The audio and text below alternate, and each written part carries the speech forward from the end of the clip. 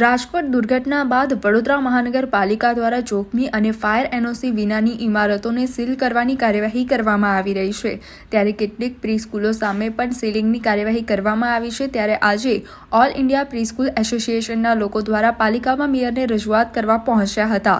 Play card સાથે તમામ લોકો આજે પાલિકાની કચેરી ખાતે પહોંચ્યા હતા, જ્યાં તેમણે માંગણી કરી હતી કે જે કાર્યવાહી કરવામાં આવી છે તેની સામે તેઓએ કોઈ જ વાંધો નથી, પરંતુ હવે સ્કૂલો ચાલુ થાય છે અને સ્કૂલોમાં ઘણા સ્ટાફની આજીવિકા નિર્ભર છે। ત્યારે અમારી માંગણી એટલી જ છે કે સ્કૂલોના સીલ ખોલી અને અમને થોડા સમય આપવામાં આવે, જેથી અમે તમામને નીતિ નિયમ પ્રમાણેના સાધનો અને ડોક્યુમેન્ટ છે તે જમા કરાવી શકીએ, જેથી બાળકોનું ભણતર પણ ન બગડે અને તમામ સ્ટાફનું ભરણ પોષણ પણ થઈ શકે। અમારા જેવા જે પ્રીસ્કૂલ ચલાવી રહ્યા છે તે બધી પ્રીસ્કૂલોને અત્યારે બંધ કરી છે, કાં તો નોટિસ આપી છે, કાં તો સીલ કરી છે, તો તે ઓપન કરવાની માંગણી સાથે અમે અહીંયા સૌ બધા ભેગા થયા છીએ। સર, સૌથી પહેલાં રાજકોટનું જે કાંડ થયું, અગ્નિકાંડ થયું, એ વખતે એ લોકોએ ફાયર સેફ્ટીની ડિમાન્ડ કરી હતી। અમે લગભગ 4 મહિના પહેલાં જ ફાયર સેફ્ટીના તમામ ઉપકરણો લગાડી દીધેલા હતા।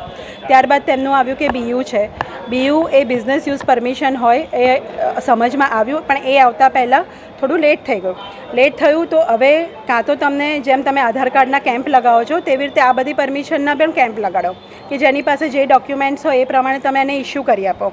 બીજી વસ્તુ અમને એવું કહેવામાં આવી રહ્યું છે કે રેસિડન્સ એરિયામાં ના થાય, રેસિડેન્શિયલ એરિયામાં કોમર્શિયલ એક્ટિવિટી ના થાય એ વસ્તુ અમને ખ્યાલ છે, પણ અમે જે ચલાવી રહ્યા છીએ એ ગીજુભાઈ બધેકાની ગાઈડલાઇન્સ પ્રમાણે અમે સ્કૂલ ચલાવી રહ્યા છીએ।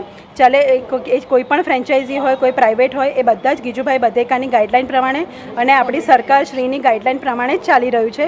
અને એ દરેક સ્કૂલ પ્રી સ્કૂલ જે છે એ રેસિડેન્શિયલ એરિયામાં જ ચાલે। એનું કારણ છે કે તમે ઘરથી દૂર મોકલવા નથી માંગતા બાળકોને, એટલા માટે તમારી આજુબાજુની સ્કૂલમાં તમે બાળકોને મોકલો છો। આ જ કન્સેપ્ટથી સરકારે 1947-48માં આ રીતની સ્કૂલો શરૂ કરી હતી, અલગ અલગ નામથી, અને આજે એ જ વસ્તુ એ રીતે ચાલી રહી છે।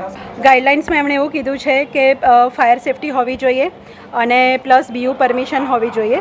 તો ફાયર સેફ્ટી તો દરેકને લગભગ 1 અઠવાડિયા 10 દિવસમાં એ વસ્તુ બધાની ક્લિયર થઈ ગઈ હશે, પણ બીયુ પરમિશન જે બહુ ટેકનિકાલિટીવાળી વસ્તુ છે, તો એના માટે અમને ઓછામાં ઓછા 6 થી 9 મહિનાનો સમય આપવો પડે, કારણ કે સરકાર પાસે પણ આ વસ્તુનો લોડ હવે વધી જશે, બરાબર છે? તો એના માટે અમને ટાઈમ આપવો જ પડે। અને મારું જે કહેવાનું છે કે રેસિડેન્શિયલ સ્કૂલ, જે નાની અમારા જેવી પ્રીસ્કૂલ છે એ રેસિડેન્શિયલ એરિયામાં જ ચાલે, તો એના માટે પણ અમારા માટે એક સ્પેશિયલ ગાઈડલાઇન્સ એમણે રજૂ કરવી જ જોઈએ। આજે વડોદરા શહેરના વિવિધ વિસ્તારોમાં જે પ્લે સ્કૂલને સીલ કરવામાં આવ્યા છે, જેવી રીતે જ્યારે રાજકોટનું જે આ અગ્નિકાંડ થયો છે ત્યારથી લઈ અને સલામતી અને સુરક્ષાની દિશામાં, પછી એ સરકાર હોય કે પછી શહેરનું પ્રતિનિધિત્વ કરતા લોકો હોય કે કોઈ પણ હોય, ત્યારે નાગરિકો અને તેમના બાળકો અથવા તો દરેક નાગરિકની સલામતીને પ્રાધાન્ય આપવા માટે હાઈકોર્ટની એડવાઇઝરી પ્રમાણે જે 5 નિયમો બતાવવામાં આવ્યા છે એનું ફલ્ફિલમેન્ટ કરવા પૂરતું, માત્ર એટલા સમય પૂરતું જ આ, પછી એ પ્રીસ્કૂલ હોય, પછી એ કોચિંગ ક્લાસ હોય, હોસ્પિટલ હોય કે પછી વેપારી લોકો હોય, આ દરેક જગ્યાએ સીલ કરવામાં આવી રહ્યા છે। સ્ટેપ વાઇઝ સીલ ખોલવામાં પણ આવી રહ્યા છે, જેનું 5 નિયમોનું પાલન થયું છે અને હાઈકોર્ટની એડવાઇઝરી પ્રમાણે જે નિયમોનું પાલન થાય છે ત્યાં તાત્કાલિક એ સીલો ખોલવામાં પણ આવી રહ્યા છે। આ પ્રી સ્કૂલનું જે રજૂઆત કરવામાં આવ્યા એમાં માત્ર ને માત્ર ત્યાં ભણવા આવતા બાળકોની સલામતી, અને જ્યારે આ બાળકોના માતા પિતા તેમને આ પ્રી સ્કૂલમાં ભણવા મોકલે છે ત્યારે એમને પણ માનસિક એક શાંતિનો ચોક્કસ ભાવ પેદા થશે કે મારું બાળક જ્યાં જાય છે ત્યાં ગવર્મેન્ટની કે પછી હાઈકોર્ટની એડવાઇઝરી પ્રમાણેના 5 નિયમોનું ફલ્ફિલમેન્ટ થઈ રહ્યું છે। અને જ્યારે આવી દુર્ઘટના બને છે ને ત્યારે પહેલેથી એનો કોઈ અંદેશો હોતો નથી, ત્યારે હવે સલામતી માટે આપણે ઇન એડવાન્સ પગલાં લેવા જરૂરી બન્યા છે।